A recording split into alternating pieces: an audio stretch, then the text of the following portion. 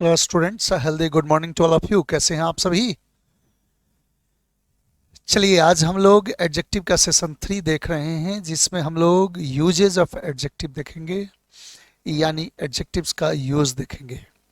आप देख रहे हैं सुपर फाउंडेशन कोर्स, जिसके दायरे में जो भी टॉपिक आप पढ़िएगा उससे रिलेटेड कुछ भी एग्जाम का चीज़ आपके रेंज से बाहर नहीं रहेगा, अछूता नहीं रहेगा। यह एम के मिश्रा का प्रॉमिस रहा।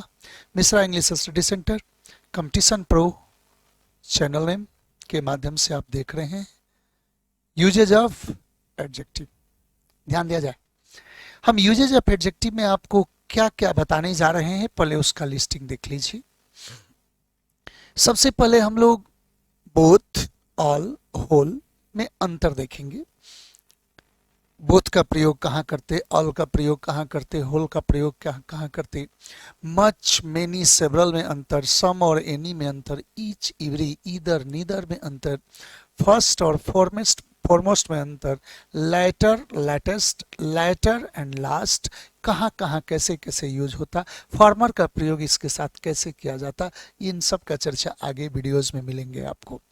नियरेस्ट, नेक्स्ट और नेक्स्ट टू अक्सर एग्जाम में कंफ्यूजन पैदा करते हैं, अतः इनका यूज भी हम लोग आगे देखेंगे। टोटल यह इसी वीडियो में नहीं मिलेगा, इसका प्रयोग हम सब बताएंगे। इस वीडियो के कई सेगमेंट होंगे, यानी यूजेज ऑफ एडजेक्टिव के कई सेगमेंट होंगे, जो नेक्स्ट वीडियो में भी आपको देखने को मिलेंगे। ध्यान दिया जाए, फर्दर का प्रयोग, फर्देस्ट का प्रयोग, उसी तरह फार्दर और फार्देस्ट का प्रयोग कहाँ यूज किया जाता, कैसे इसका प्रयोग किया जाता, ध्यान दें। फिर आगे आएगा कि अटरमोस्ट, अटमोस्ट और आउटर मोस्ट में क्या अंतर है। इन अदर और अदर का प्रयोग, अदर्स का प्रयोग, एल्स का प्रयोग कैसे किया जाए, इस पर हम चर्चा करेंगे। फिर आया है कि few, a few, the few, few, fewer than the fewest, इसी का फॉर्मेशन बनेगा। फिर एक इसी का अगला फॉर्मेट आ रहा है कि लिटिल, और लिटिल, द लिटिल, और फिर little less than the list, उसका पॉजिटिव, कंपैरेटिव, सुपरलेटिव का कैसे यूज होगा, ये सब बात बताएंगे। लेस और लेसर में क्या अंतर है, अक्सर एग्जाम में लेस भी यूज करता है और लेसर भी यूज करता है, दोनों एक दूसरे के जगह पर अगर यूज कर दे तो गलत माना जाता। ध्यान रहे, आगे चर्चा इस पर करेंगे। ऑन का प्रयोग, द वेरी का प्रयोग, आप सभी इसमें इम्फेसाइजिंग एडजेक्टिव, एम्फेटिक एडजेक्टिव के बारे में आप लोग देखे होंगे। फिर आगे कह रहा है कि एल्डर, एल्डेस्ट और ओल्डर, ओल्डेस्ट में क्या अंतर है, आगे चर्चा में मिलेगा। ओरल, वर्बल और रिटेन में क्या अंतर है, ये आगे देखने को मिलेगा। म्यूचुअल और कॉमन में क्या अंतर है, ये हम चर्चा वीडियोस में करेंगे। फिर कह रहा है कि यहाँ दिस, दैट, काइंड, सॉर्ट का प्रयोग, यूनिट्स का प्रयोग, कूल और कोल्ड में क्या अंतर, अक्सर एग्जाम में देता है कूल के जगह कोल्ड लगाता, कोल्ड के जगह कूल लगाता। फिर आगे बात आ रहा है कि वार्म और हॉट में अंतर, सीक और इल में अंतर, गुड और वेल में अंतर, बैड और इल में अंतर, मोर देन और ओवर में भी अंतर आता है, इसलिए बच कर रहिएगा। ये सारे के सारे धोखेबाज पहलू हैं जो एग्जाम में आपके साथ धोखा करेंगे, लेकिन हम ये धोखा होने नहीं देंगे। आपको हम सचेत कर देंगे, आपको पहले इनके बारे में जानकारी दे देंगे, आप आसानी से पढ़ते रहेंगे, आप आसानी से क्वेश्चन बनाते रहेंगे। Keep watching, keep learning, keep enjoying, be bold. Next देखिए, पहला एक स्टेप आ रहा है यूजेस में कि बोथ और ऑल में क्या अंतर है, होल में क्या अंतर है। तो देखिए, होल को पहले हम साइड कर लेते हैं, बोथ और ऑल में अंतर पहले बताते हैं। ऐसा नहीं है, होल को इसी स्टेप में बताएंगे, लेकिन जो चीज समझाना आपके लिए बेहतर होगा उसको मैं पहले बताऊंगा, फिर एडिशनल बात करूंगा। देखिए, किन्हीं दो व्यक्ति या वस्तु को एक साथ प्रस्तुत करना होगा तो बोथ का प्रयोग करेंगे, जबकि दो से ज्यादा व्यक्ति, वस्तु आदि को एक साथ यदि प्रस्तुत करना हो तो ऑल का प्रयोग करेंगे। यानी दो में से दोनों बात करने लगे, एक साथ दिखाने लगे दो को, तो वहां बोथ का प्रयोग करेंगे, और दो से अधिक को बात करने लगेंगे तो ऑल का प्रयोग करेंगे। Both, it is used to show two persons or things together, and all it is used to show more than two persons or things together. ध्यान रखा जाए, यही बात मैं यहाँ एक्सप्लेन करते हुए दर्शा रहा हूं। बोथ के बारे में कह रहा है कि as an adjective it precedes plural countable nouns. जब ये एडजेक्टिव बना, दो के लिए यूज हुआ, तो नो डाउट नाउन प्लूरल ही रहेगा इसका, तो प्लूरल नाउन के पहले यूज किया जाएगा। To show to persons or things together. देखिए प्रॉब्लम कहाँ होता है कि जनरल सेंस में विद्यार्थी ये रटे रहता है कि बोथ मतलब दोनों, ऑल मतलब सब। लेकिन होता क्या है कि एग्जाम में एहसास नहीं होने देता कि वो चर्चा दो का कर रहा है कि दो से अधिक का कर रहा है। आपको जो बता रहा हूं उसको ध्यान दीजिएगा, बहुत कूल होकर ये समझना होगा। ध्यान दे, लिख देगा कि all the tyres of the cycle were punctured, तो बताया जाए कि all the tyres of the cycle were punctured, किसी साइकिल के कितने टायर, तो साइकिल में दो ही टायर होंगे, तो ऐसी स्थिति में ऑल द टायर्स नहीं बल्कि बोथ द टायर्स होना चाहिए कि both the tyres of the cycle were punctured. तो आपको एहसास नहीं होने देगा कि वो चर्चा दो का कर रहा है कि दो से ज्यादा का कर रहा है। कोई कह दे गुस्से में कि I will break all your legs, मैं तुम्हारा सारा का सारा टांग तोड़ दूंगा, तो बताया जाए कि कोई व्यक्ति ऐसा बोल रहा है, तो किसी व्यक्ति का कितना टांग, दो ही ना होना चाहिए कि I will break both your legs, वहां ऑल का प्रयोग गलत है। जबकि यही कह दे कि I will break both your teeth, ये गलत होगा, आपका दोनों दांत तोड़ दूंगा। ईमानदारी से बताइए कि व्यक्ति के दो ही दांत होते क्या? तो ऐसी स्थिति में बोथ नहीं, यदि दो ही रहते और तब दोनों का एक साथ बात करता तब ना। तो ऐसे आप बोलेंगे कि I will break all your teeth, तो दो को एक साथ प्रस्तुत करना हो तो बोथ का प्रयोग करते, और दो से ज्यादा को एक साथ प्रस्तुत करना हो तो ऑल का प्रयोग करते। अब देखिएगा, कह रहा है कि he was standing at the door holding flowers in both hands. कह रहा है क्या है कि वो दरवाजे पर खड़ा था और फूल लिए हुआ था, गुलदस्ता लिए हुआ था दोनों हाथों में। तो एक बात बताया जाए कि दोनों हाथों में ऑल हैंड्स कर दे तो ये गलत माना जाएगा। किसी व्यक्ति के कितने हाथ, तो दो ही हाथ होंगे, तो वहाँ ऑल हैंड्स कहना गलत होगा, बोथ हैंड्स का प्रयोग होगा, इसीलिए हाँ बोथ हैंड्स का प्रयोग किया गया है। Both the ends of the street wear obstructed by the protesters. कह रहा है क्या कि स्ट्रीट्स का, गली का दोनों छोर जो प्रोटेस्टर्स थे, जो प्रदर्शनकारी थे, उनके द्वारा ऑब्स्ट्रक्ट कर दिया गया, जाम कर दिया गया। अब एक बात बताया जाए कि किसी गली के कितने छोर होंगे, तो दो ही छोर होंगे। तो ऐसी स्थिति में आप ऑल यूज करेंगे, एरर पैदा हो जाएगा, कॉमन एरर हो जाएगा। तो होना क्या चाहिए कि बोथ द एंड्स होना चाहिए of the street wear obstructed, इसीलिए यहाँ बोथ का प्रयोग हुआ है। अभी अभी मैं यही बात आपको समझा रहा था, ध्यान दें। अब ऑल के बारे में करा कि as an adjective it precedes plural countable nouns to show more than two persons or things together. दो से ज्यादा व्यक्ति या वस्तुओं की चर्चा करनी हो एक साथ तो ऑल का प्रयोग किया जाएगा। ध्यान दीजिएगा, करे कि all the ministers in Bihar assembly are providing data of their respective portfolios.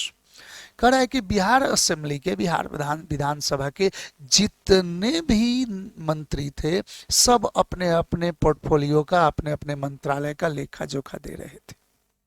अब देखा जाए, यदि यहां बोथ द मिनिस्टर्स कह दिया जाए तो ईमानदारी से ये बताइएगा कि क्या बिहार विधानसभा में दो ही हैं मंत्री?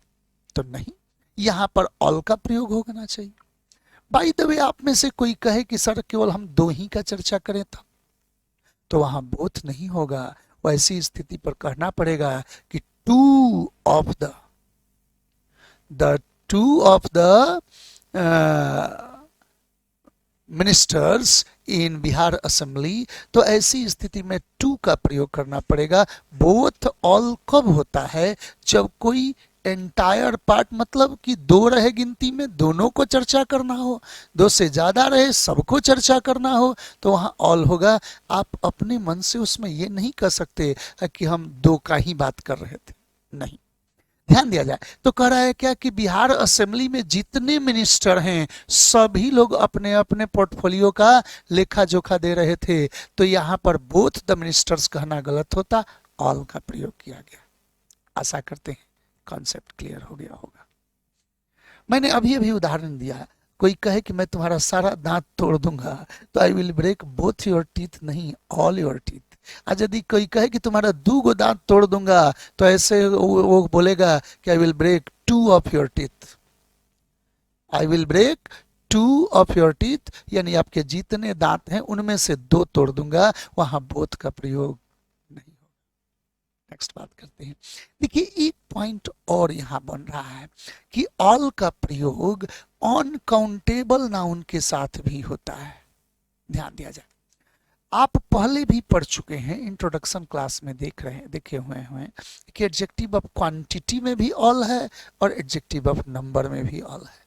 तो जब काउंटेबल्स के लिए था तो ऑल एडजेक्टिव ऑफ नंबर हो जाता था, और यदि अनकाउंटेबल नाउन के साथ था तो ऑल एडजेक्टिव ऑफ क्वांटिटी हो जाता था। तो याद रखा जाए कि अनकाउंटेबल नाउन के पहले भी ऑल का प्रयोग हो सकता है, जो एडजेक्टिव ऑफ क्वांटिटी के रूप में यूज होगा। ध्यान दिया जाए, he has cooked all the rice, उसने जितना चावल था सब पका दिया। तो ऐसी स्थिति में ऑल का प्रयोग काउंटेबल्स के लिए होगा तो मोर देन 2 के लिए होगा, अनकाउंटेबल के लिए भी यूज किया जा सकता। नेक्स्ट बात करते हैं। यही चीज यहाँ कर रहा है कि ध्यान रहे कि ऑल का प्रयोग अनकाउंटेबल नाउन के पहले किसी क्वांटिटी के पूरी मात्रा को दर्शाने के लिए किया जाता है। All the milk was drunk by our cat, कह रहा है कि हमारी बिल्ली ने सब दूध पी लिया।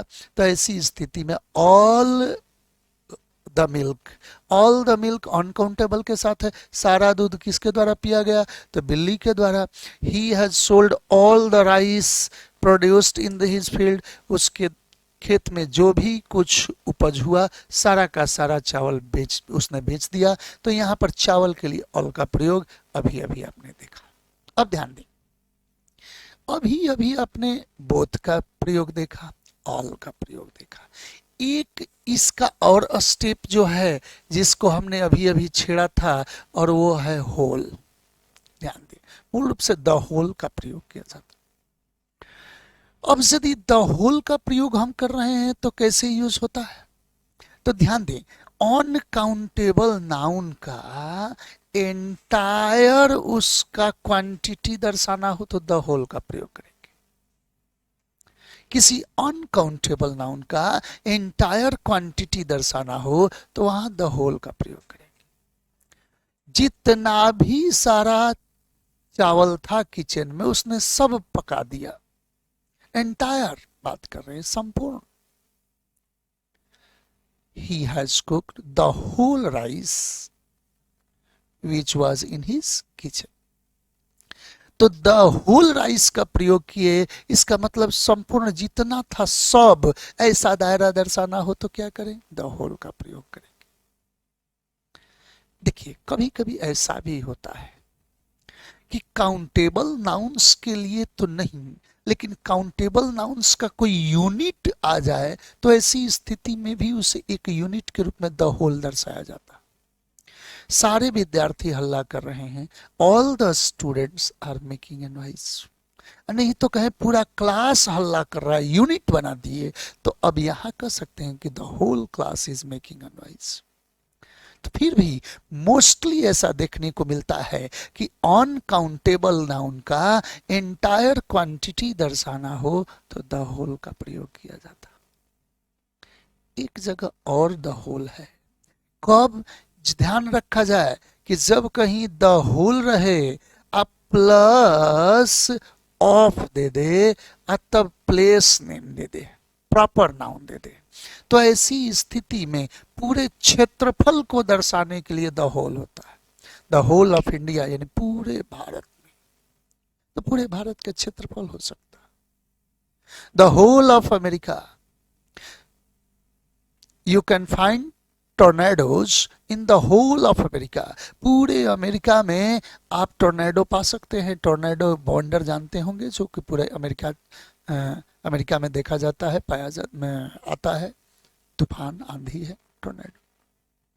तो ध्यान रखा जाए कि ऐसी स्थिति में the whole of America, we celebrate Diwali in the whole of India, यानी पूरे भारत में, यानी पूरा क्षेत्रफल दर्शाना हो तो the whole of plus place name का प्रयोग किया जा सकता है। ध्यान दीजिएगा, प्रॉपर नेम हो सकता है। अब यहां पर द होल का प्रयोग देखिएगा, कह रहा है क्या कि as an adjective it precedes an uncountable noun to show the entire quantity of something. किसी चीज का एंटायर क्वांटिटी अनकाउंटेबल नाउन का दर्शाना हो तो द होल का प्रयोग हो सकता है। कह रहा है कि he spent the whole money he had, जो भी थोड़ा था, जो जितना भी पैसा उसके पास था, उसने सब क्या कर दिया, खर्चा कर दिया। तो एंटायर जो भी था सब, तो उसके लिए द होल मनी का प्रयोग किया गया। मनी अनकाउंटेबल है, जानते होंगे। The whole chapter was full of errors, पूरा का पूरा चैप्टर गलतियों से भरा पड़ा था, तो ऐसी स्थिति में द होल का प्रयोग किया गया।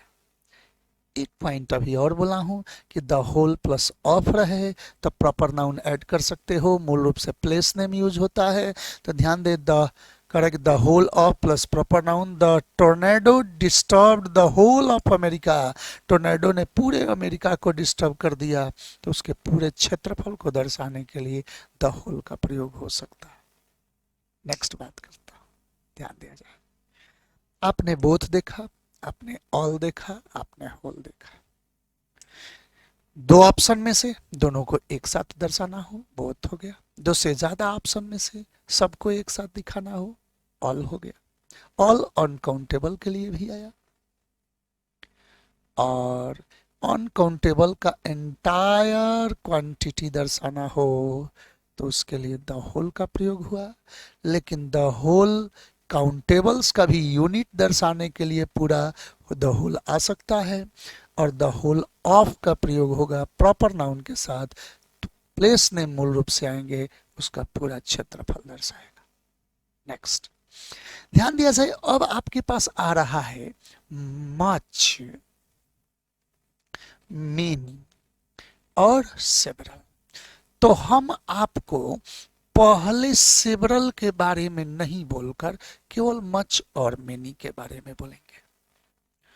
To show a large number और quantity, many and much are used. To show large number of something we use many, and to show large quantity of something we have to use much. Uncountable noun का मात्रा बहुत ज्यादा हो तो उसके लिए much का प्रयोग होता है, और काउंटेबल नाउन का संख्या बहुत ज्यादा हो तो वहां पर मेनी का प्रयोग होता है। ध्यान रखा जाए, आप मच और मेनी में देखें तो मच किसके लिए था, तो अनकाउंटेबल के लिए था। मेनी किसके लिए था, तो काउंटेबल्स के लिए था।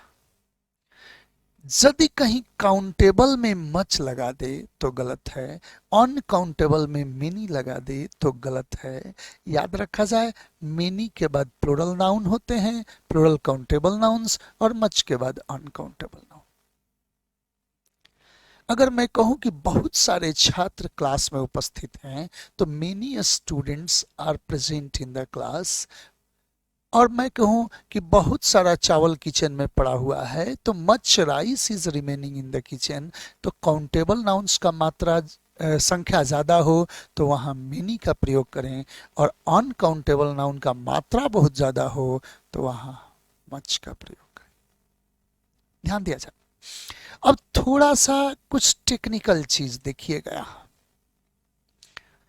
ध्यान रखा जाए कि मच और मेनी, सबसे पहले तो सब्जेक्ट के साथ अगर यूज हो तो स्वतंत्र हैं, काउंटेबल्स के लिए मेनी, अनकाउंटेबल्स के लिए मच। परंतु यदि ये वाक्य के ऑब्जेक्ट पार्ट में चले जाएं, वाक्य के ऑब्जेक्ट पार्ट में चले जाएं, ये प्रेडिकेशन में यूज होने लगे, तो ऐसी स्थिति में ध्यान दें, यहां पर देखना होगा कि यदि ये सब्जेक्ट के बाद यानी वर्ब वाला पार्ट में ऑब्जेक्ट वाला पार्ट में आ जाएं, तो इनके पास देखना है कि ये स्ट्रक्चर यदि नेगेटिव है तब तो कोई दिक्कत नहीं, यूज कर लीजिए, मैनी यूज कर लीजिए, मच यूज कर लीजिए। परंतु यदि यह नेगेटिव न होकर यदि ये अफर्मेटिव स्ट्रक्चर में आ जाए, तो अब आपका मेनी और मच यूज में नहीं आता, यहां पर मेनी मच मॉडिफाइड हो जाते हैं। मतलब अब मच नहीं, सो मच, कुछ ना कुछ एडिशनल उसमें ऐड हो जाएगा। मच नहीं, सो मच, मेनी नहीं, so many, great many, good many आदि का प्रयोग, नहीं तो ए लॉट ऑफ का प्रयोग करें, लॉट्स ऑफ का प्रयोग करें, कोई दूसरा वर्ड यूज कर लें, लेकिन याद रखा जाए कि मच और मेनी अफर्मेटिव स्ट्रक्चर में ऑब्जेक्ट पार्ट में अकेले नहीं आते। आई हैव मच राइस नहीं, I have so much rice. I have many friends नहीं, I have so many friends. I have a great many friends, नहीं तो I have a number of friends. I have a lot of rice, I have so much rice, I have a great deal of rice। आप बोल सकते हैं, लेकिन I have much rice ये नहीं बोलेंगे आप। सब्जेक्ट फॉर्म में रहेगा सब्जेक्ट के साथ तो वो निश्चिंत है। पहले थोड़ा सा इसको और क्लियर करते हैं, ध्यान दीजिए। आपने मेनी और मच का दायरा देखा, ये क्लियर कर लिया कि मेनी क्या है तो काउंटेबल्स के लिए है बहुत ज्यादा के सेंस में, अब मच जो है अनकाउंटेबल्स के लिए है। यहां तक तो कोई दिक्कत नहीं। अंतर क्या दिख रहा है, ध्यान दें कि सब्जेक्ट के रूप में जब यूज करें तब तो मेनी मच स्वतंत्र है, कोई दिक्कत नहीं है। Many students are sitting here, many students are sitting here, much rice is remaining हमने कहा, तो वहां तक कोई दिक्कत नहीं।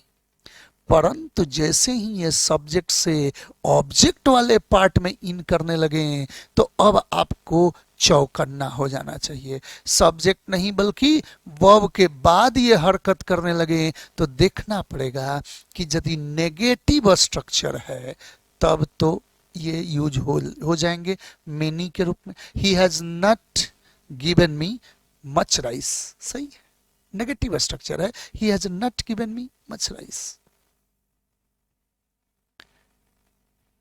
He has not invited many students या many friends, he has not invited, तो ऐसी स्थिति में नेगेटिव हुआ तो many friends सही है।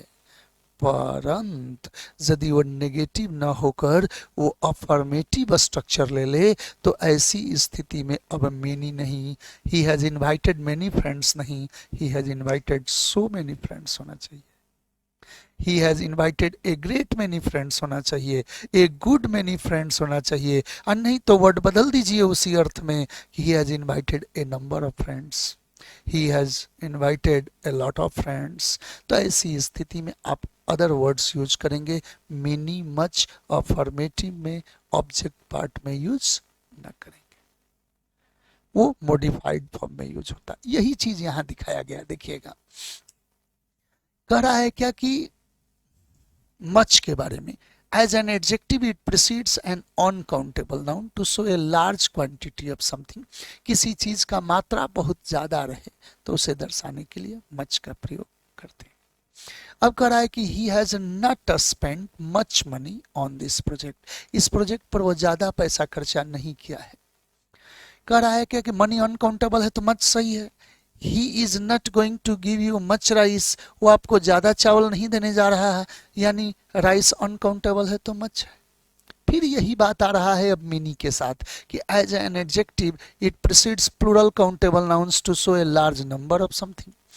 मच क्वांटिटी दर्शाया बहुत ज्यादा, और मेनी नंबर दर्शाएगा।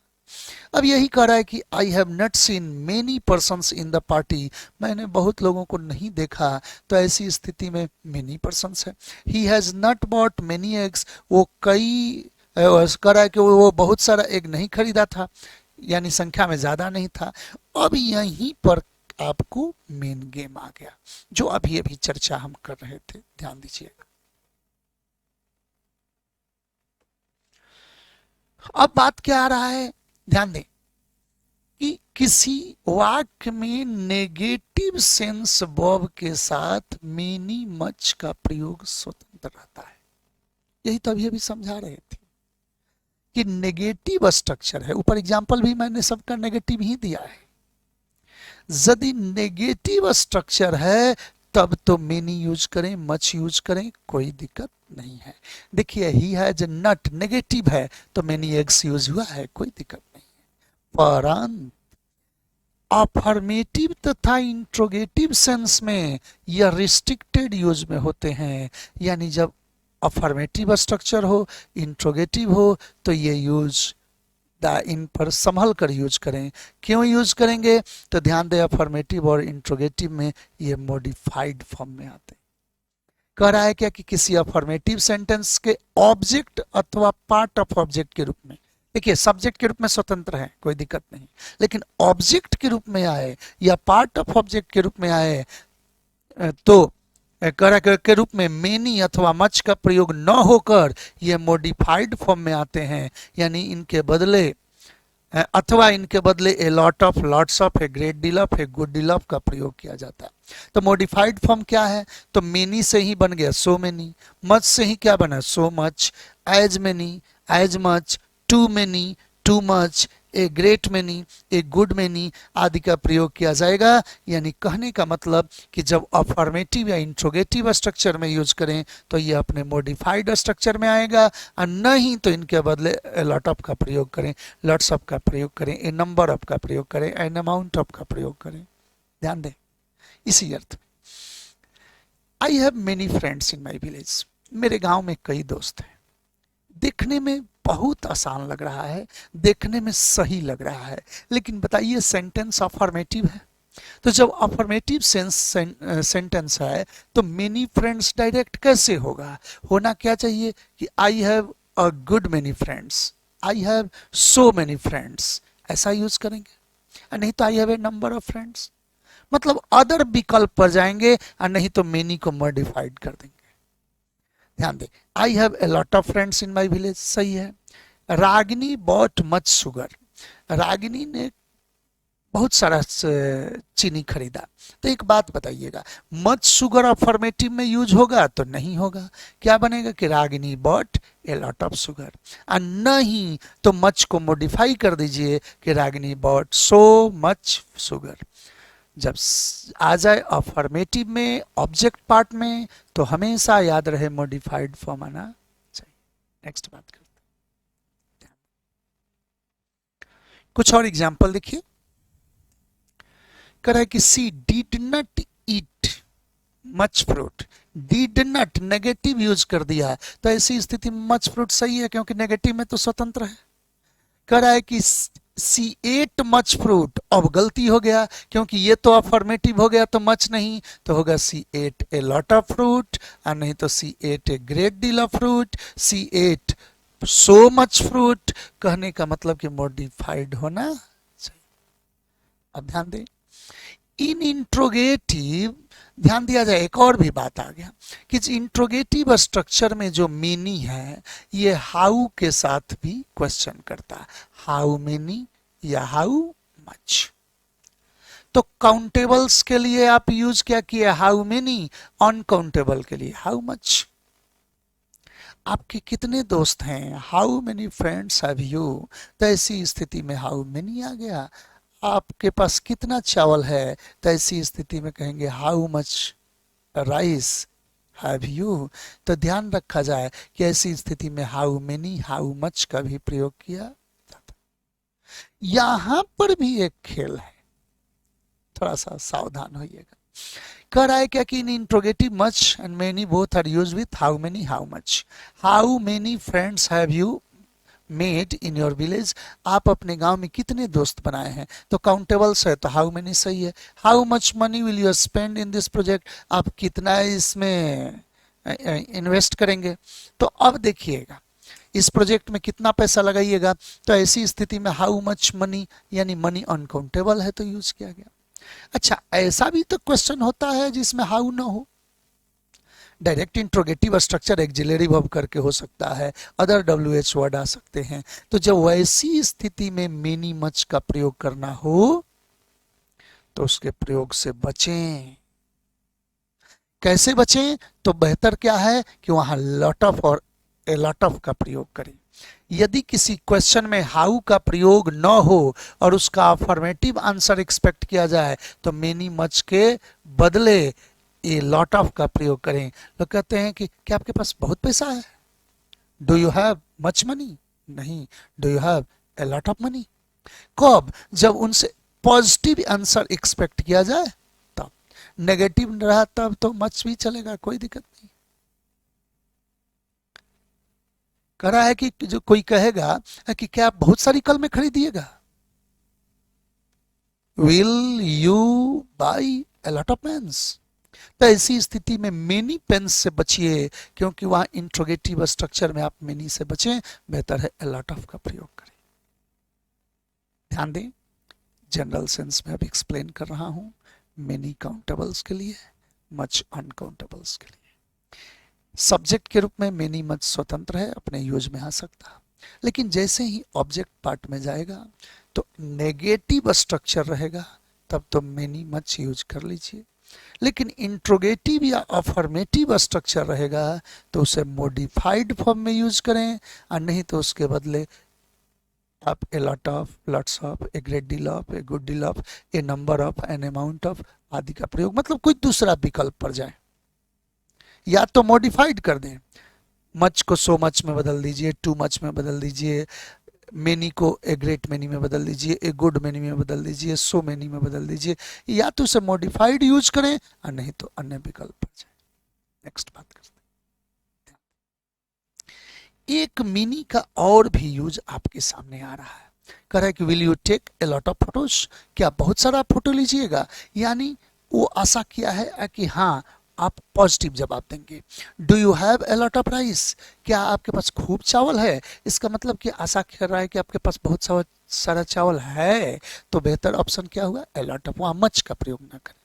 देखिए यहाँ नेक्स्ट पॉइंट बात में आ रहा है, सदी मेनी का एक यूज आप और देखे हैं, नाउन चैप्टर में पढ़े हैं कि मेनी में यदि ए या एन आ जाए तो इसका मेनी प्लस ए या an plus singular countable noun plus singular verb, आप नाउन में देखें।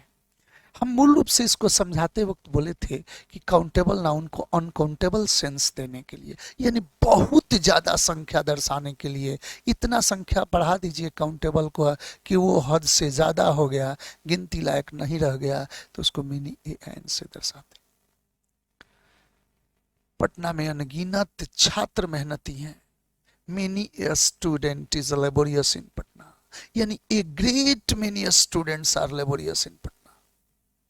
तो ऐसी स्थिति में many के साथ a या n का भी प्रयोग किया जाता है। नाउन में आप इसका जिक्र देखे हैं। फिर भी एक चीज देखिए, यहाँ इसका अर्थ ही हो जाता है many a n का a great many, A great many, या इसको ए गुड मेनी के सेंस में रख सकते हैं।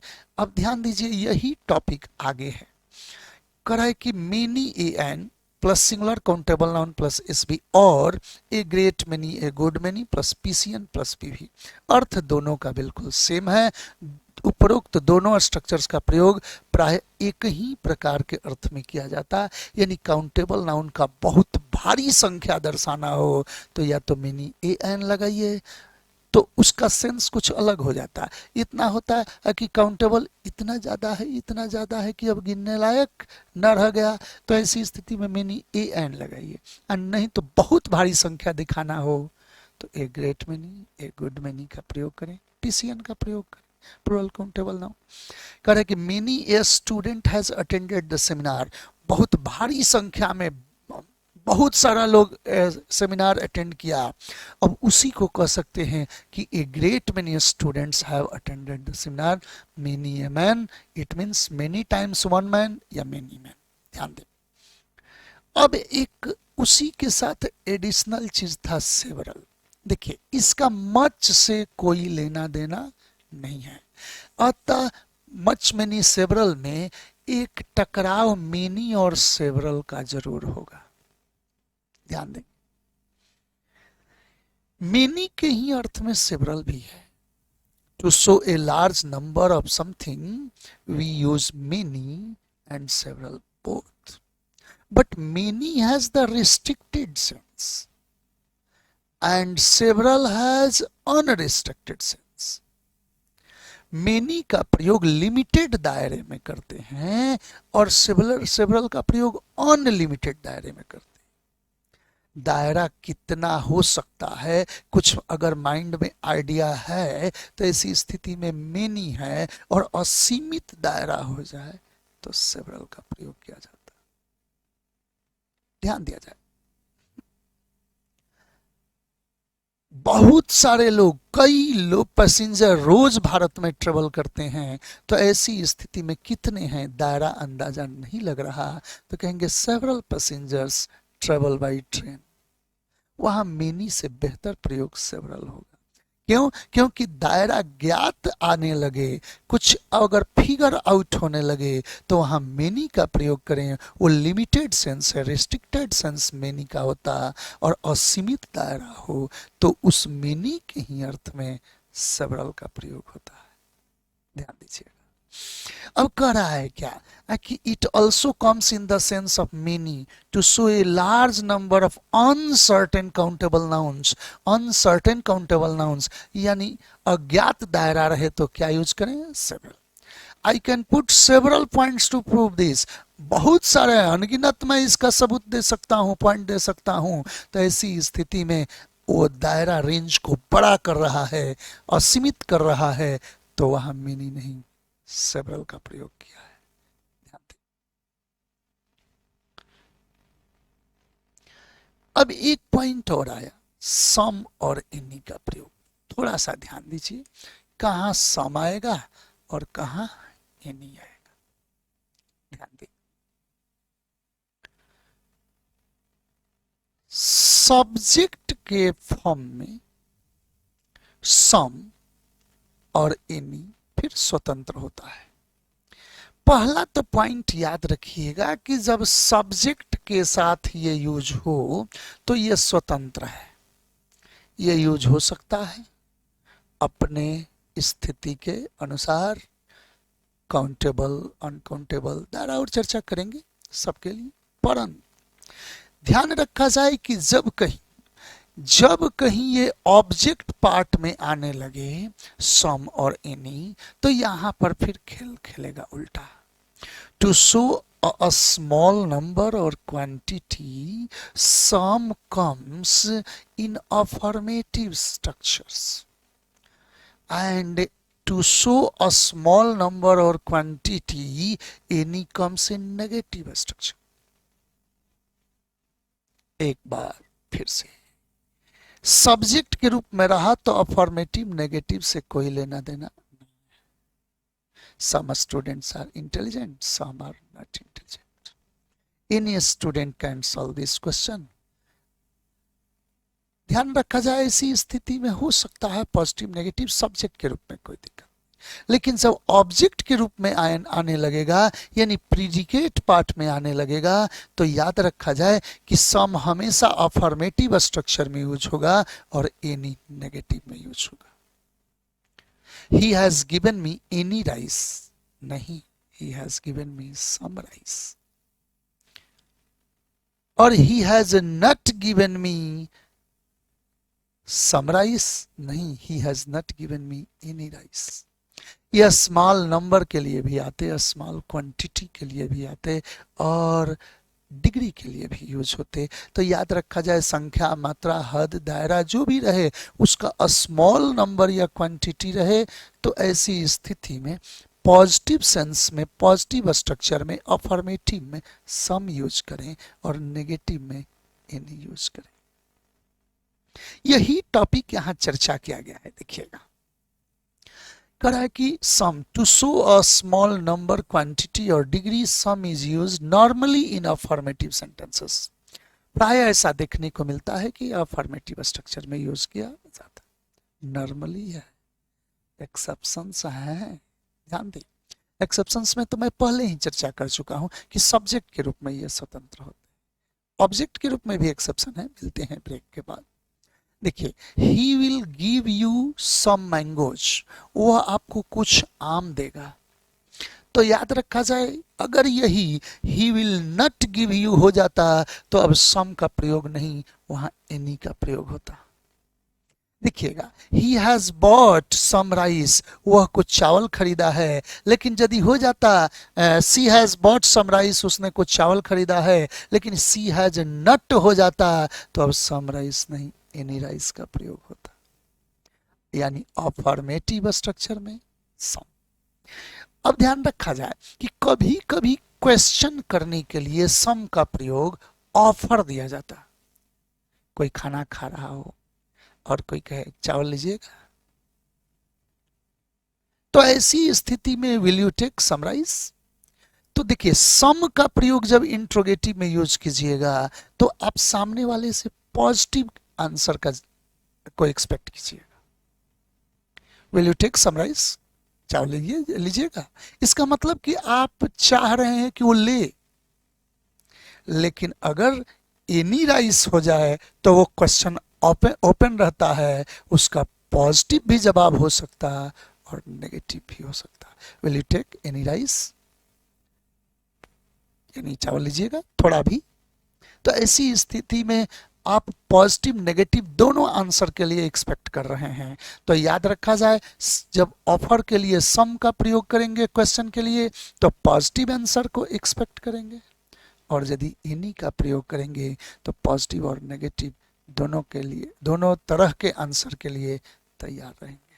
बात क्या हो रहा है देखिएगा, कह रहा है कि किसी क्वेश्चन में सम का प्रयोग ऑफर्स रिक्वेस्ट के लिए भी होता है, जिसका आंसर अफर्मेटिव एक्सपेक्ट किया जाता। मैं भी तो अभी अभी यही बात कर रहा था।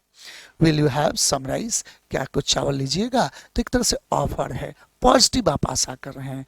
Did you buy some mangoes, क्या आपने कुछ आम खरीदा, इसका मतलब है कि आशा आपने किया है कि वो खरीदा होगा। आई एक्सपेक्ट यू डिड, यानी मुझे आशा है कि आप खरीदे। उपरोक्त क्वेश्चंस का आंसर अफर्मेटिव एक्सपेक्ट किया जाता। अब एनी में आता हूं, ध्यान दें। जब ऑब्जेक्ट फॉर्मेशन में, ऑब्जेक्ट फॉर्मेट पर बात कर रहे हैं, तो एनी कहां आता है, तो नेगेटिव स्ट्रक्चर। सब्जेक्ट के रूप में मैं बोला हूं कि स्वतंत्र है, लेकिन जब ऑब्जेक्ट के रूप में आएगा तो सम अफर्मेटिव में, एनी नेगेटिव में। ध्यान दें, कह रहा है क्या कि to show a small number, quantity और degree, any is used normally in negative और इंट्रोगेटिव सेंटेंसेस। नेगेटिव में बात करना हो, इंट्रोगेटिव में बात करना हो तो एनी का प्रयोग। ध्यान दें, he has not given me any rice, अगर नट लगाया है यहां सम लगा देंगे तो एरर पैदा होगा, इसलिए वहां एनी ही होना चाहिए। कह रहा है कि have you bought some mangoes, नहीं, have you bought any mangoes, ये ऑप्शन बेहतर है। ऐसे इंट्रोगेटिव में एनी सम दोनों चलता है, बशर्ते आप कैसा एक्सपेक्ट आंसर कर रहे हैं इस पर निर्भर करता है। ध्यान दें, अब कह रहा है कि नोट, किसी क्वेश्चन में एनी का प्रयोग होने पर आंसर अफर्मेटिव और नेगेटिव दोनों एक्सपेक्ट किया जा सकता है, यानी क्वेश्चन ओपन रहता है। यह अभी अभी मैंने चर्चा आपसे किया है, ध्यान दिया जाए। कह रहा है कि have you any mangoes, you could cell मी, क्या आपके पास कुछ मेरे को बेचने के लिए आम है, आप मुझे बेचिएगा। इसका मतलब है कि वो एक्सपेक्ट कर रहा है कि हाँ भी हो सकता है और ना भी हो सकता है। ध्यान दिया जाए, ये तो आप सम और एनी के बीच अंतर देखे। यहां पर देखिए एक कंडीशन, कभी कभी इफ का प्रयोग होता कंडीशन के लिए। तो जब कंडीशनल इफ रहेगा तो इसका आप ऑब्जेक्ट पार्ट में भी यानी वर्ब के साथ भी एनी यूज कर सकते हैं, लेकिन कंडीशन है अप्लाइड कि इफ का कंडीशन होना चाहिए। यदि आपको कोई प्रॉब्लम है तो आप मुझसे मिल सकते हैं। If you have some problem नहीं, if you have any problem you can consult me. तो जब कहीं इफ का कंडीशन लगा दिया जाए तो ऐसी स्थिति में आप एनी का प्रयोग अफर्मेटिव में भी कर सकते हैं, ये कंडीशन याद रहेगा। ध्यान रखा जाए, ध्यान रहे कि इफ के कंडीशन में एनी का प्रयोग अफर्मेटिव सेंटेंस में भी होता है।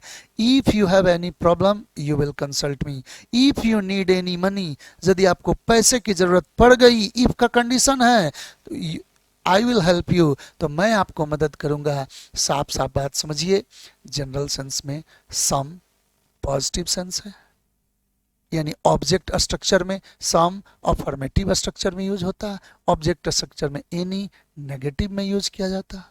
सम ऑफर के लिए अगर दिया जाए, क्वेश्चन के लिए बात किया जाए, तो ऐसी स्थिति में आप पॉजिटिव एक्सपेक्ट करते हैं आंसर, और यदि एनी से प्रश्न करें तो वहां ओपन क्वेश्चन होता है, वहां जवाब पॉजिटिव भी हो सकता है और नेगेटिव भी हो सकता है। ऐसे एक बात आपको और दिखाता हूं, ध्यान दें। यहां कह रहा है क्या कि एनी का सेंस यहां पर ऑब्जेक्ट के रूप में तो नेगेटिव हो गया, वर्ब के बाद यानी एनी नेगेटिव हो गया, तो अब यहां पर इसके साथ एक्स्ट्रा नो और नट की जरूरत, यानी नो एनी का प्रयोग मत करेंगे, नहीं करेंगे। क्यों? क्योंकि एनी ऑलरेडी नेगेटिव है, होगा, नेगेटिव स्ट्रक्चर में यूज कर देगा।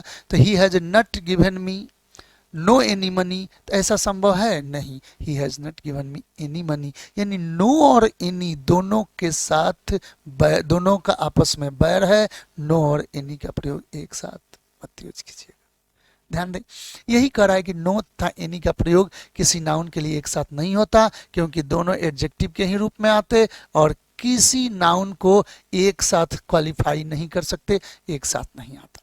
अब थोड़ा सा एक चीज और ध्यान दें, सम और एनी दोनों गेम खेलते हैं, मतलब ये काउंटेबल्स के लिए भी आते हैं और ये अनकाउंटेबल्स के लिए भी आते हैं। तो एक बात बताइएगा, जब काउंटेबल्स के लिए आएंगे तो ये क्या हो जाएंगे? तो नंबर हो जाएंगे, और जब अनकाउंटेबल्स के लिए आएंगे तो ये क्या हो जाएंगे? क्वांटिटी हो जाएंगे। यानी सम और एनी नंबर के रूप में भी आता है और क्वांटिटी के रूप में भी आता है, यानी काउंटेबल्स के लिए भी आता है और अनकाउंटेबल्स के लिए भी आता है। आशा करते हैं कि आपको सम और एनी समझ में आ गया होगा। यही बात यहाँ है कि as a number could you give me some loaves of bread, bread का काउंटेबल फॉर्म हो गया लोव्स ऑफ ब्रेड, और फिर कह रहा है क्या कि will you bring any loaves, कह रहा है क्या क्या आप रोटी लाइएगा, तो एनी के बाद फिर अभी लोव्स का प्रयोग हो रहा है, तो लोव्स तो काउंटेबल हो गया, तो यानी सम का प्रयोग, एनी का प्रयोग यहाँ काउंटेबल्स के लिए हुआ। जबकि यहाँ पर देखिए गिव में सम ब्रेड, ब्रेड तो अनकाउंटेबल है, लोफ उसका काउंटेबल होता है, जानते हैं आप, और he has not given me any bread, यानी यहाँ एनी का भी प्रयोग, सम का प्रयोग, दोनों का प्रयोग काउंटेबल्स के लिए भी हो सकता है और अनकाउंटेबल्स के लिए भी। देखिए एक सम का और अर्थ होता है, ध्यान दें, अननोन, कोई अज्ञात व्यक्ति को दर्शाना हो तो सम का प्रयोग कर सकते हैं। कोई राम नाम का आदमी आपको बुला रहा है, सम राम इज कॉलिंग यू, सम राम, तो ऐसा मत समझिएगा कि कुछ राम नहीं, राम नाम का आदमी। अज्ञात कोई दर्शाना हो तो ऐसी स्थिति में भी सम का प्रयोग किया जाता। थोड़ा सा विचार कीजिए, यही बात यहां दर्शाया जा रहा है।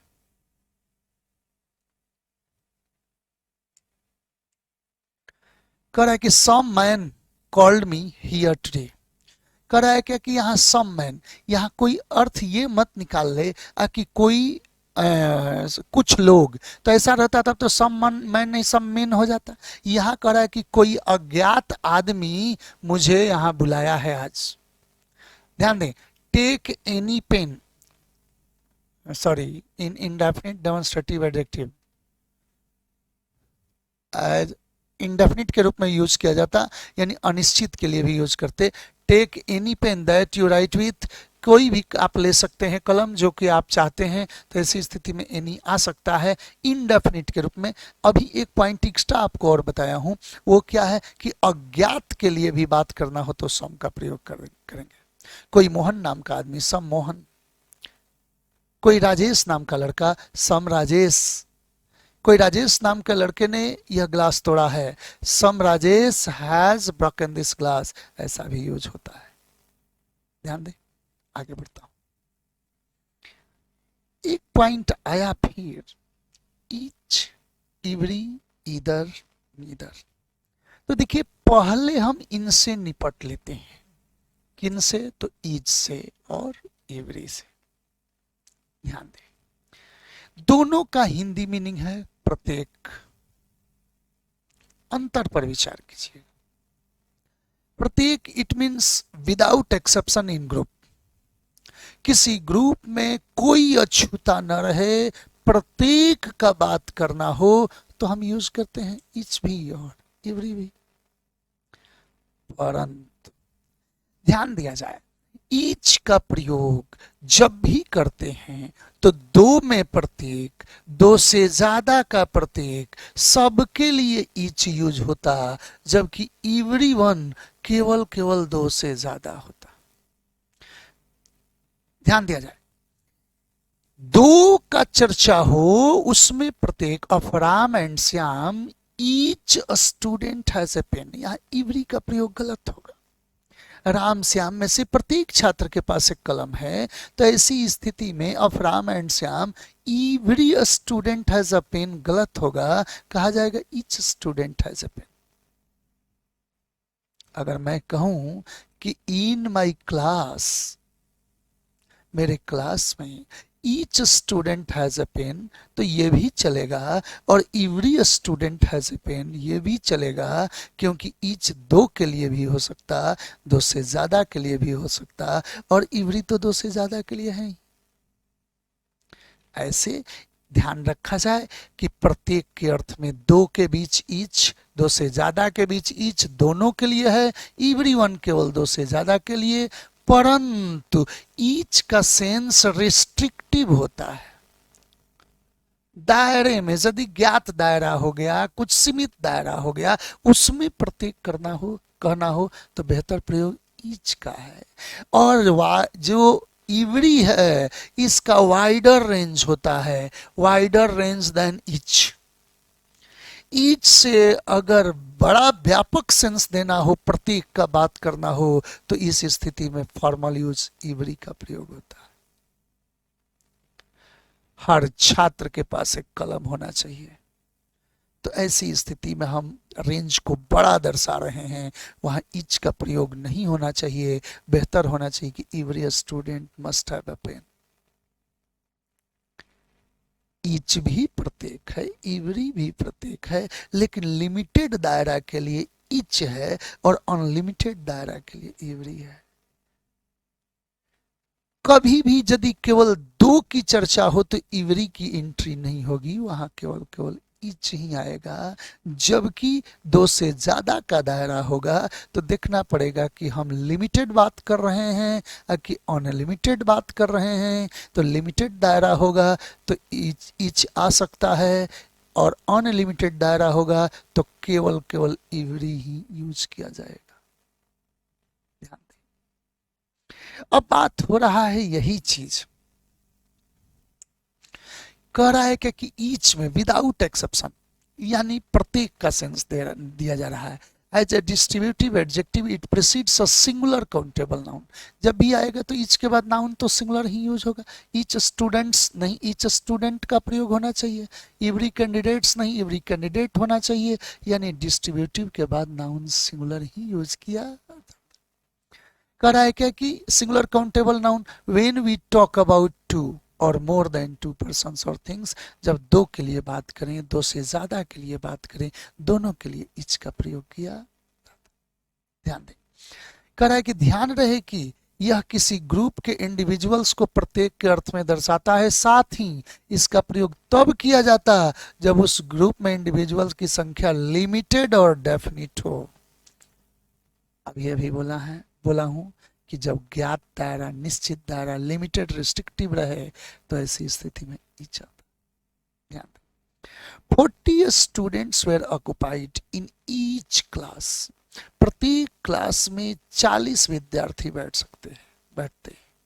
तो बताया जाए कि क्लास कितने हो सकते हैं, एक लिमिटेड दायरा होगा ना, तो ऐसी स्थिति में ईच क्लास का प्रयोग किया गया, ये सही है। अब कह रहा है कि he was away 10 days and it rained each day. 10 दिन तक वो बाहर था, अब प्रत्येक दिन बारिश हुआ, तो वहां 10 दिन दायरा निश्चित हो गया। उसमें बात करना हो तो इवरी से बेहतर प्रयोग क्या है, इच। वहां लिमिटेड दायरा हो जाए, जब रिस्ट्रिक्टेड कर दे तो इच का प्रयोग होगा कि प्रत्येक दिन बारिश हुआ, इच डे। ध्यान दे, नेक्स्ट बात कह रहा है कि he was holding a mango in each hand. अब जरा सा सोचें, कह रहा है कि he was holding a mango, आम लिया था एक एगो अपने प्रत्येक हाथ में। तो यहां यदि 2 ही हाथ इंसान के हो सकते हैं तो यहां इवरी लगा देना ही गुनाह माना जाए। जब 2 का ही केवल चर्चा हो तो ऐसी स्थिति में इवरी तो एंट्री ही नहीं ले सकता, वहां केवल ईच होना। ध्यान दे, नेक्स्ट बात, इवरी भी यही काम कहा है without exception. As a distributive adjective, it precedes a singular countable noun. When we talk about more than 2 persons or things, जब 2 से ज्यादा व्यक्ति और वस्तु की चर्चा होगी तो हम इवरी का प्रयोग करेंगे। थोड़ा सा विचार करें, कह रहा है क्या कि ध्यान रहे कि यह किसी ग्रुप के टोटल इंडिविजुअल्स को प्रत्येक के अर्थ में दर्शाता है, साथ ही इसका प्रयोग ईच की तुलना में स्ट्रॉन्गर माना जाता है। हमने कहा है कि वाइडर रेंज है इसके पास। Every student wants to score well in examinations. परीक्षा में हर छात्र बेहतर करना चाहता है। अब एक बात बताया जाए कि हर छात्र बेहतर करना चाहता है तो कोई लिमिटेड रेंज है नहीं, अनलिमिटेड रेंज आ गया, तो ऐसी स्थिति में एवरी का प्रयोग बेहतर माना। ध्यान दें, अब कह रहा है क्या कि every student wants to score well in examination. अब एक दो चीज पर ध्यान दें, ये कह रहा है कि एवरी स्टूडेंट का अर्थ क्या है, तो इनडिस्क्रिमिनेटली और विदाउट एक्सेप्शन, बिना किसी भेदभाव के, मतलब प्रत्येक। I will ask every individual of my village to encourage labour. मैं अपने गांव के हर व्यक्ति से कहूंगा कि श्रम को बढ़ावा दें, मेहनत को बढ़ावा दें। तो ऐसी स्थिति में एवरी इंडिविजुअल, ईच से ज्यादा प्रभावी कौन होता, every.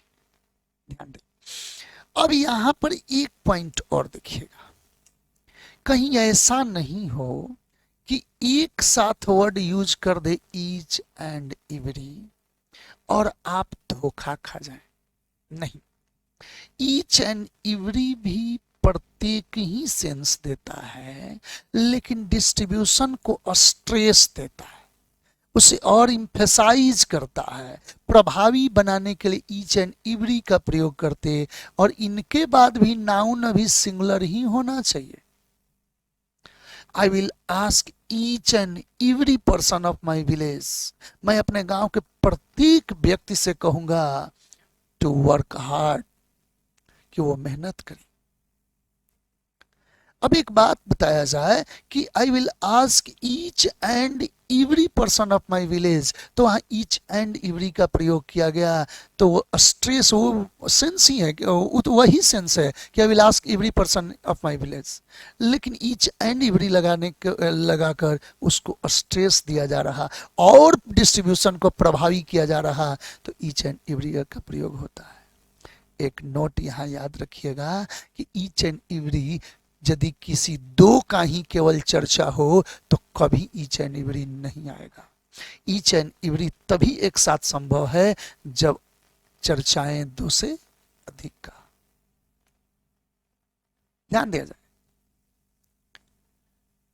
There were 2 students in my class and each and every student was very laborious. तो जब दो ही छात्र था तो ईच एंड एवरी दोनों का प्रयोग एक साथ कैसे होगा? ये गलत है। सही बनेगा कि there were two students in my class and each student was very laborious, क्योंकि जब दो का ही चर्चा हो तो ईच एवरी दोनों की एंट्री संभव हो नहीं। ईच एंड एवरी तभी संभव एक होगा एक साथ जब चर्चाएं दो से अधिक की हो। यही पॉइंट यहाँ कह रहा है। ईच एंड एवरी का प्रयोग किसी सिंगुलर काउंटेबल नाउन के पहले एक साथ भी हो सकता है यदि उसके डिस्ट्रीब्यूटिव सेंस को प्रभावी रूप से दर्शाया जाए, और उसको प्रभावी दर्शाना हो तो ईच एंड एवरी स्ट्रक्चर में। He asked each and every student to maintain task in the class. वो प्रत्येक छात्र से कहा कि अपना टास्क मेंटेन करो, प्रत्येक से कहा, स्ट्रेस दे रहा है तो ईच एंड एवरी का प्रयोग किया गया है। ध्यान दें, अब एक दो पॉइंट इससे रिलेटेड और देखिएगा। एवरी के साथ दो वर्ड याद रखें, एक अदर, और इसके बाद एक एवरी का और अर्थ देखिएगा न्यूमेरिकल्स। न्यूमेरिकल्स, ध्यान दें, एवरी अदर का अर्थ हो जाता है अल्टरनेट, यानी एक को छोड़कर फिर दूसरा, फिर एक को छोड़कर दूसरा। I will attend the class every other day, इसका मतलब यह है कि मैं क्लास अटेंड करूंगा एक दिन छोड़कर। एवरी अदर डे का मतलब क्या है? Alternate day. Every other student, इसका मतलब कि एक छात्र छोड़ के फिर आगे वाला, फिर एक छात्र छोड़कर आगे वाला, अल्टरनेट का बात होने लगे तो वहां एवरी अदर का प्रयोग किया जाता। और एवरी अदर के बाद याद रखा जाए नाउन सिंगुलर होता है, जबकि एवरी के बाद न्यूमेरिकल हो जाए तो इसका अर्थ होता है once in dot dot dot, every 5 days, यानी हर 5 दिन में एक बार। एवरी 10 स्टूडेंट्स, हर 10 छात्र पर एक। You have to ask questions every 10 students, यानी हर 10 में से एक छात्र से आपको क्वेश्चन करना है। तो एवरी के बाद जब न्यूमेरिकल आने लगे तो इनका नाउन हमेशा प्लूरल होना चाहिए। एवरी अदर, तब तो अल्टरनेट, एवरी प्लस न्यूमेरिकल, अब अर्थ क्या होता है? वंस इन, यानी गिनती में एक, यानी कोई दायरा दे दे उसमें से हर उतना दायरा में से एक। Every 5 candidate, there will be a selection in every 5 candidates, यानी हर 5 में से एक का सिलेक्शन होगा। I will attend office every 10 days, इसका मतलब है कि हर 10 दिन में एक दिन मैं अटेंड करूंगा। तो याद रखा जाए एवरी के बाद न्यूमेरिकल आ जाए तो वंस इन का सेंस होता है। यही बात यहां दिखाया गया है, देखिएगा। कह रहे कि every other, it means every alternate, he had to visit there every other day, यानी एक दिन छोड़कर। अब कह रहे कि एवरी प्लस न्यूमेरिकल्स आ जाए तो पीसीएन आता है, इसका मतलब कि वंस इन, इतना में से कोई न्यूमेरिकल दे दे, उतना, हर उतना में से एक, यानी हर न्यूमेरिकल बल्क में से एक, ऐसा देखना है। I will go to see him every 5 days, मैं उसे हर 5 दिन पर एक दिन मिलने जाऊंगा। तो यानी वंस इन एवरी 5 days, हर 5 दिन में एक बार, once in period of 5 days. Leap year falls in every 4 years. ध्यान दे, हर 4 साल में लीप ईयर्स आता है, इसका मतलब है कि वंस इन एवरी 4 years। आशा करते हैं ये पॉइंट आपका क्लियर है। अब देखिए ईदर और नीदर के बारे में क्या है। ईदर और नीदर, इनको ऐसे समझिएगा कि दो में से कोई एक विकल्प लेना हो तो ऐसी स्थिति में ईदर, दो विकल्पों में से दोनों को एक साथ नकार देना हो तो नीदर। दो विकल्प में से कोई एक चयन करना हो तो ईदर का प्रयोग करें। दो से दो विकल्प में से एक का चयन हो तो ईदर का प्रयोग करें, और दो में से दोनों को नकार देना हो तो नीदर का प्रयोग करें। अब एक पॉइंट और समझाता हूं। तो अब ईदर का यहां सेंस क्या आया, थोड़ा सा विचार कीजिए। तो सेंस कह रहा है क्या कि दो में से कोई एक, यानी one of the to, one of the to. जबकि एक और भी यहां पर ईदर का अर्थ होता है बोथ, दोनों के अर्थ में भी होता है। लेकिन ये बोथ किसके साथ, किसके लिए होता? तो उसी वस्तु के लिए होता जो एक के साथ कॉम्प्लीमेंट्री एक फ्री हो, मतलब वो दो होता ही हो, एक ही तरह का है। तो ऐसी स्थिति में ईदर का अर्थ बोथ भी होता है। I can do this work with my either hand, मतलब मैं इस हाथ से भी ये काम कर सकता हूं और इस हाथ से भी ये काम कर सकता हूं, यानी दोनों हाथ से काम कर सकता हूं। ध्यान दिया जाए, I can do this work with my either hand, इसका मतलब क्या हुआ कि एक के साथ एक तो कॉम्प्लीमेंट्री दो है ही, होता ही है। You can see trees on the either side of the road, आप रोड के दोनों छोर पर आप पेड़ देख सकते हैं। वहां दोनों में से एक का सेंस नहीं हुआ क्योंकि रोड के दो ही छोर हैं। तो इधर साइड का अर्थ हो गया इस छोर पर भी और उस छोर पर भी, दोनों छोर पर आप देख सकते हैं, दोनों साइड में देख सकते हैं पेड़। तो इसी स्थिति में इधर का अर्थ बोथ भी हुआ। देखिए इधर दो में से कोई एक, ये भी हुआ। और जो कंप्लीमेंट्री एक के साथ एक रहे उनके लिए इधर का प्रयोग बोथ के अर्थ में भी किया। ध्यान दें, जबकि नीदर क्या हो गया, तो दो में से कोई नहीं। तो ऐसी स्थिति में आप नीदर नेगेटिव सेंस में बात करना हो तो नीदर यूज करेंगे। देखिए नेक्स्ट बात करते हैं। वन ऑफ टू, दो में से कोई एक का चयन हो तो इधर, या ईच ऑफ टू, दो में से प्रत्येक, इसका मतलब कि बोथ के सेंस में भी आ सकता है। देखिएगा, you can take either side in this matter, आप इस मैटर में किसी एक साइड हो जा सकते हैं, या तो आप इस साइड रहें या आप उस साइड रहें। कोई झगड़ा आदि आदमी बोलता है बात ना कि कोई एक साइड रहिए, या तो इधर या उधर, तो दो में से एक का चयन हुआ तो ऐसी स्थिति में इधर साइड का प्रयोग किया गया। I can do it with my either hand, it means both hands। ध्यान दिया जाए, जब एक के साथ एक कॉम्प्लीमेंट्री का बात अभी बोले हैं तो वहां इधर का अर्थ बोथ हो सकता या ईच ऑफ द टू हो सकता। ध्यान दिया जाए, यहाँ कह रहा है क्या कि मैं ये दोनों में से किसी हाथ से काम कर सकता हूं, इसका मतलब है कि दोनों हाथ से काम कर सकता हूं। यही बात आगे नीदर आया, not any one of the two, इन दो में से कोई नहीं। तो I will take neither side, मैं किसी भी तरफ साइड नहीं लूंगा, न इधर न उधर, यानी न इनका पक्ष लूंगा न उनका पक्ष लूंगा, दो में से कोई नहीं। तो ऐसी स्थिति में नीदर का प्रयोग किया जाएगा, दोनों को नेग्लेक्ट किया जा रहा। कह रहा है कि I will take neither side in this matter because both are my good friends, क्योंकि ये दोनों मेरे अच्छे दोस्त हैं। तो दोनों में से कोई एक का सिलेक्शन था तो इधर, और दो में से कोई नहीं तो अब क्या हो गया, नीदर। ध्यान दें, दो में से कोई नहीं तो नीदर, और दो में से कोई एक का सिलेक्ट करना हो तो इधर। I it was a foggy weather, कह रहा है कि बहुत धुंध था।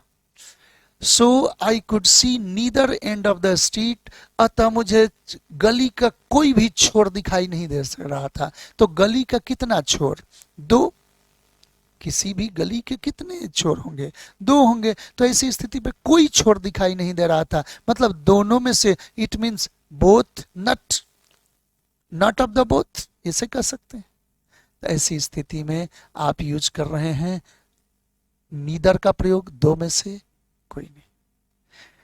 ध्यान रहे कि इस तरह के ईदर का प्रयोग प्रायः उन चीजों के लिए होता है जो एक के साथ एक कॉम्प्लीमेंट्री हो। अभी अभी चर्चा किया हूं, इधर साइड, दो ही साइड है तो उसमें से इधर साइड का मतलब होता है कोई भी साइड। इधर एंड मतलब कोई भी छोर, वही बात हुआ। इधर हैंड तो एक के साथ जो एक कॉम्प्लीमेंट्री जो दो ही होता ही है। ध्यान रहे कि एक के साथ एक कॉम्प्लीमेंट्री चीजों को दर्शाने हैं, तो नेगेटिव सेंस में नीदर का, इसी का नेगेटिव फॉर्मेट नीदर हो गया। अब ध्यान दें, नीदर साइड का यहां सेंस क्या आया कि नॉट द इधर साइड। नीदर साइड मतलब न इधर न उधर। नीदर हैंड नॉट द इधर हैंड, नेगेटिव सेंस उसी का आया, यानी दोनों में से कोई ही नहीं। ध्यान दे, I take neither side in this matter, इस मैटर में मैं किसी का पक्ष नहीं लूंगा, न इधर न उधर, ऐसी स्थिति में नीदर साइड। आप देखिए, एक और आपको यूज आज दिखा रहा हूं फर्स्ट और फॉरमोस्ट का, देखिएगा। पहले इसको क्लियर कर लीजिएगा कि ईच, इवरी वन, इवरी, इधर नीदर, ईच प्रत्येक, दो में भी, दो से ज्यादा में भी, इवरी दो से ज्यादा में, और इसका रेंज बड़ा है ईच के तुलना में, प्रभावी है। इधर दो में से कोई एक, या कॉम्प्लीमेंट्री एक के लिए एक हो तो दोनों, और नीदर दो में से कोई नहीं, और कॉम्प्लीमेंट्री के लिए तो दोनों नहीं। आगे बढ़ता हूं, ध्यान दिया जाए फर्स्ट और फॉरमोस्ट का बात आ रहा है, तो हम फर्स्ट और फॉरमोस्ट में क्या अंतर देखेंगे।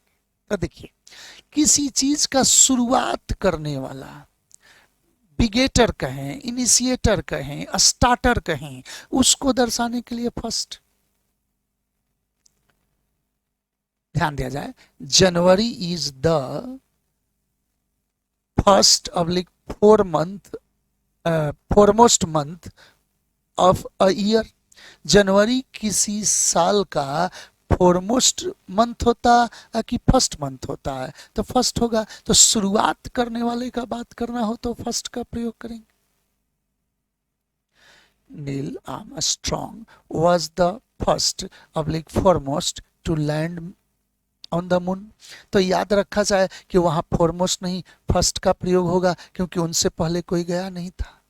तो किसी चीज का शुरुआत करना हो तो फर्स्ट का प्रयोग करेंगे। India is the first oblique foremost country to use zero in the world. तो भारत ने सबसे पहले जीरो का यूज किया, तो वहां फॉरमोस्ट नहीं, फर्स्ट कंट्री का प्रयोग होना चाहिए। जबकि ध्यान दिया जाए, किसी एक्शन में, एक्टिविटी में जो अग्रणी हो, जो आगे आगे चले, जिसमें लीडरशिप क्वालिटी हो, या ये कहें कि वो उसमें मोस्ट फॉरवर्ड हो, तो ऐसी स्थिति में उसके लिए फॉरमोस्ट का प्रयोग करेंगे। महात्मा गांधी हमारे स्वतंत्रता संग्राम के फर्स्ट लीडर थे कि फॉरमोस्ट लीडर थे? Mahatma Gandhi was the first oblique foremost leader in Indian freedom fighting. तो याद रखा जाए, क्या उनसे पहले कोई लीडर पैदा नहीं हुए थे? नहीं, ऐसा तो नहीं था। अग्रणी थे, लीड कर रहे थे, ऐसी स्थिति में वो द फॉरमोस्ट लीडर थे, द फॉरमोस्ट पॉलिटिशियन थे। यही बात यहां कह रहा है फर्स्ट में, फर्स्ट इन ऑर्डर और that which makes a start. कह रहा है कि क्रम में जो पहला हो या जो शुरुआत दर्शाता हो, उसको फर्स्ट कहा गया। ध्यान दे, R N. Tagore, Rabindranath Tagore was the first Indian poet who received the Nobel prize. कह रहा है कि रविंद्रनाथ टैगोर वो पहले कवि थे भारत में जो कि नोबेल प्राइज हासिल किए। तो एक बात बताया जाए, उनसे पहले तो कोई नहीं लिया था यह प्राइज, इसका मतलब कि शुरुआत करने वाले हो गए, तो उनके लिए फॉरमोस्ट नहीं, अब क्या यूज होगा? फर्स्ट यूज होगा। सही यूज किया गया। I was standing first in the Q, में क्यू में प्रथम खड़ा था, सबसे पहले खड़ा था। अब ध्यान दीजिएगा यहाँ पर, अब यहाँ फॉरमोस्ट का प्रयोग क्या कह रहा है? It shows something most prominent और सिग्निफिकेंट। कोई ज्यादा, सबसे ज्यादा प्रसिद्धि हासिल किया हो, सबसे ज्यादा महत्वपूर्ण हो, यानी लीडरशिप क्वालिटी हो, याद रखा जाए अग्रणी का बात हो, तो ऐसी स्थिति में फॉरमोस्ट का प्रयोग किया जाता। अभी अभी तो चर्चा की है। अब बात आया कि mister Rao is the foremost leader in my area. Mister Rao मेरे एरिया के अग्रणी नेता हैं। तो एक बात बताया जाए, क्या वो फर्स्ट लीडर हैं? उनसे पहले हमारे एरिया में कोई लीडर नहीं हुआ? नहीं, ऐसा तो नहीं है। वो अग्रणी हैं, सबसे प्रोमिनेंट हैं, तो ऐसी स्थिति में द फॉरमोस्ट का प्रयोग होना चाहिए। Ragini is regarded as the foremost women social worker in our colony, हमारे कॉलोनी में रागिनी को ऐसा माना जाता है कि सबसे अग्रणी समाज सेविका हैं, तो ऐसी स्थिति में द फॉरमोस्ट का प्रयोग सही है। ध्यान दें, कभी कभी यूज में, ध्यान दें, एक साथ यूज किया जाता है फर्स्ट एंड फॉरमोस्ट। तो जब फर्स्ट एंड फॉरमोस्ट यूज होता है तो इसका अर्थ ही समझ लेना है द मोस्ट इंपॉर्टेंट, सबसे महत्वपूर्ण पार्ट को दर्शाना होगा, तो आप एक साथ वर्ड यूज करेंगे द फर्स्ट एंड फॉरमोस्ट। ध्यान दीजिएगा क्या कह रहा है, थोड़ा सा विचार कीजिएगा। कह रहा है क्या कि ध्यान रहे कि फर्स्ट एंड फॉरमोस्ट का प्रयोग एक साथ किसी मोस्ट इंपॉर्टेंट क्वालिटी को इम्फेसाइज करने के लिए किया जाता है। It is the first and foremost duty of any individual to serve his parents. किसी भी व्यक्ति का सबसे पहला प्राथमिक उसकी ड्यूटी है कि अपने माँ बाप का सेवा करें।